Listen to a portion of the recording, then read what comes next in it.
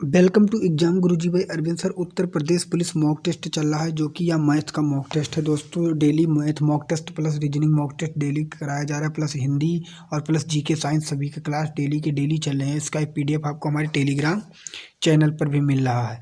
Assistant operator, head operator तथा Uttar Pradesh police के लिए काफ़ी सफिशिएंट क्लास है।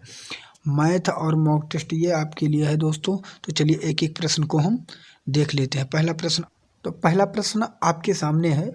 यदि किसी संख्या में 21 जोड़ा जाता है, किसी संख्या यक्स प्लस 21 जोड़ा जाता है तो वो अपने से तिगुनी तिगुनी मतलब 3 यक्स 3 गुनी से 7 कम हो जाता है। तो 7 कम हो जाता मैंने लिख दिया। अब क्या करना, 3 यक्स को जब, और यहाँ यक्स लिखा है तो जब यक्स को आप इधर लाएंगे तो ये प्लस वाला क्या हो जाएगा माइनस, और माइनस तो यक्स से 3 यक्स जब घटा देंगे तो क्या बचेगा 2 यक्स बराबर। अब देखेंगे यहाँ 21 लिखा है, अब माइनस 7 जब इधर आ जाएगा तो 21 माइनस 7 इधर आ जाएगा तो प्लस हो जाएगा, और 21 7 कितना हो जाएगा 28। आपको पता होना चाहिए कि जब माइनस वाला चिन्ह इधर आता है तो प्लस होता है, और प्लस वाला आता है तो माइनस होता है। तो 2 यक्स बराबर 28, तो यक्स बराबर क्या हो जाएगा 28/2। और जब इसे भाग दे देंगे तो इसका करेक्ट आंसर क्या हो जाएगा 14। तो वह संख्या कौन सी है 14 है, जो कि ऑप्शन नंबर ए में दिया गया है। 2 अंकों की किसी संख्या और उन अंकों को आपस में बदलकर बनाई गई संख्या के बीच का अंतर सदा विभाज्य होता है। जैसे 2 अंकों की संख्या मैंने लिख दिया, 2 अंकों की संख्या कोई भी कहा गया है 23, और इसको बदलकर मतलब इसके अंकों को बदलकर 23 को, या आप लिख देंगे 32, बदल दिया मैंने 3 2 इधर लिख दिया। इसके अंतर को, अगर इसके अंतर को हम घटा दें 32 को 23 से, तो 12 में से 3 निकालोगे 9 बचा, और यहाँ 2 से 2 कट गया। तो पूछ रहा है किस संख्या से सदैव विभाजित होगा, तो किस संख्या से दिख रहा है ऑप्शन नंबर बी से सदैव विभाजित होगा। मैं दूसरा एग्जाम्पल लेकर दिखा रहा हूँ।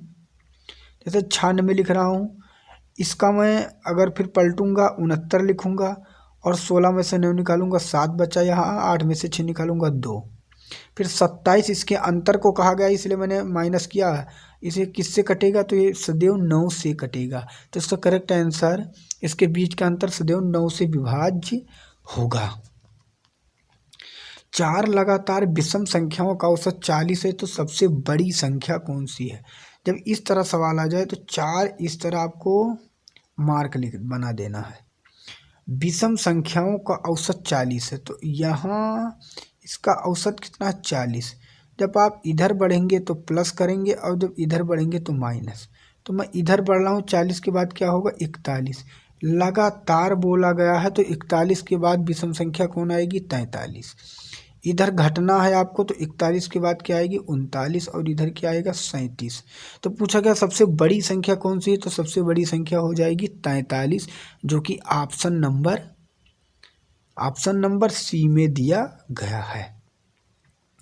इसी तरह दूसरा सवाल भी है, ये इसका भी आप उत्तर दे सकते हैं, मैंने बता दिया लेकिन इसका आंसर भी बता दूंगा। 4 क्रमागत सम संख्याओं का औसत, मैंने 4 पॉइंट ऐसे बना लिया। 5 होता तो दिक्कत नहीं था, जो बीच वाली बिंदु होती उसी पर हम रख देते, लेकिन इसमें केवल 4 है इसलिए हम नहीं रख पाते। इधर यहाँ रखेंगे तो गड़बड़ होगा, यहाँ रखेंगे तो गड़बड़ होगा, इसलिए मैं इसके नीचे रखता हूँ 51। इधर बढ़ेंगे इधर घटेंगे, तो जब इधर बढ़ेंगे तो 51 के बाद यहाँ होगा 52। यहाँ कहा गया है सम, तो 52 के बाद क्या होगा यहाँ 54, और जब इधर आएंगे तो 52 के यहाँ माइनस करना है, तो 52 के बाद यहाँ होगा 50, यहाँ होगा 48। तो तीसरी संख्या कौन सी है, तो पहली संख्या, दूसरी संख्या, तीसरी। तो तीसरी संख्या है 52, जो कि ऑप्शन नंबर बी में दिया गया है। अगला प्रश्न आपके सामने है। 3 संख्याओं का अनुपात 3:6:8 है। यदि इनका गुणनफल 92 में से 16 है तो तीनों संख्याओं का योग बताओ। तो इनका गुणनफल मैंने लिख दिया, संख्या यक्स है तो 3 यक्स 6 यक्स और 8 यक्स। इनका गुणनफल कितना है 92 में से 16, तो 3 छक 18 और 8 144, और यक्स यक्स यक्स को करेंगे तो आएगा क्यूब। 144 यक्स क्यूब बराबर 92 में से 16। 144 से जब आप 92 में से 16 को काटेंगे तो यार दोस्तों 64 बार में कटेगा। कितने बार में कटेगा 64 बार में कटेगा, चेक कर लीजिएगा। अब अगर जब आप इस क्यूब को हटाएंगे तो ये क्यूब यहाँ पर घनमूल बन जाएगा, तो यह किसका घनमूल है 64? 4 का है। किसका है? 4 का।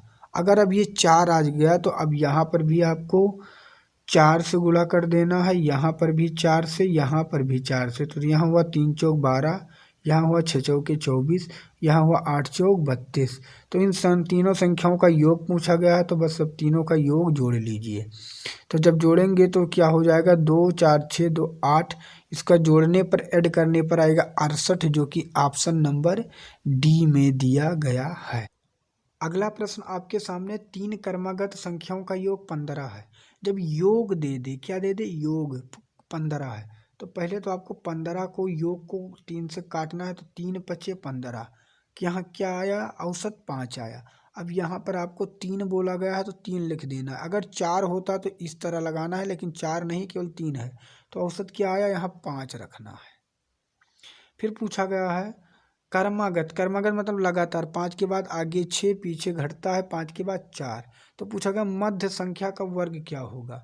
मध्य में क्या है? 5, और 5 का वर्ग होता है 25, जो कि ऑप्शन नंबर बी में दिया गया है। अगला प्रश्न आपके सामने, इसका उत्तर आपको फटाफट देना है। तो जब 1 cube plus 2 cube plus 3 cube dot dot plus 10 cube का मान होता है, तो इसका आंसर क्या होगा? तो इसका फार्मूला होता है n प्लस 1 बटा 2 और स्क्वायर। n को हम संख्या पीछे वाली मानते हैं। अगर हम 10 लिखेंगे, फिर गुणे अगर 10 प्लस 1 बटा 2 और स्क्वायर, तो 2 से हम इसे 10 को काटेंगे, यहाँ क्या होगा? 5 आ जाएगा। क्या आ जाएगा? 5। अब यहाँ 10 से क्या हुआ? 11, और 11 को 5 से गुणा करेंगे तो होगा 55, और 55 का स्क्वायर क्या होता है? सभी को पता है 3025 होता है, जो कि ऑप्शन नंबर बी। जिसे नहीं पता है वो गुणा करके चेक कर सकता है। अगला प्रश्न आपके सामने, इसका उत्तर आपको देना है। तो यहाँ पर आप देखेंगे तो 441 है या 21 का वर्गमूल है। 21 इसमें जुड़ा तो यहाँ हुआ 1521। 1521। अब आपको बताना है कि 1521 किसका होता है। तो जो 1521 होता है दोस्तों, वह होता है 39 का। किसका होता है? 39 का। तो इसका आंसर ऑप्शन नंबर बी सही हो जाएगा। अगला प्रश्न आपके सामने, किसी संख्या को 32% उसी संख्या के 17% से 120 अधिक है। देखिए, किसी संख्या के 32% और उसी संख्या के 17% के लिए मैं नीचे 100 संख्या से उसी संख्या के 17%, 100% हटाने के लिए 120 अधिक है। तो आप 32 को 1 से गुणा करेंगे, तो मैं यहाँ लिख रहा हूँ 32x बटा 100 माइनस 17x बटा 100 बराबर 120। तो 32 से जब आप 17 घटाएंगे तो 12 में से 7, 5 कितना आया? यहाँ 15 आया। 15x बटा 100 और बराबर के 120। बराबर का तिरछा होता है गुणा, तो 120 को अब 100 से गुणा करेंगे तो यहाँ होगा 12, 120, 1 2 और 0, यहाँ 12,000, और यक्स का मान आएगा यहाँ 15। 15 से जब काटेंगे तो 15 8 120, इसका करेक्ट आंसर होगा 800, जो कि ऑप्शन नंबर डी में दिया गया है। दोस्तों ये थे लास्ट प्रश्न। अगर आशा करता हूँ ये आपको क्लास अच्छा लगा होगा, और अगर इसका पीडीएफ पाना चाहते हैं तो आप हमारे टेलीग्राम चैनल पर जाकर इसका पीडीएफ पा सकते हैं।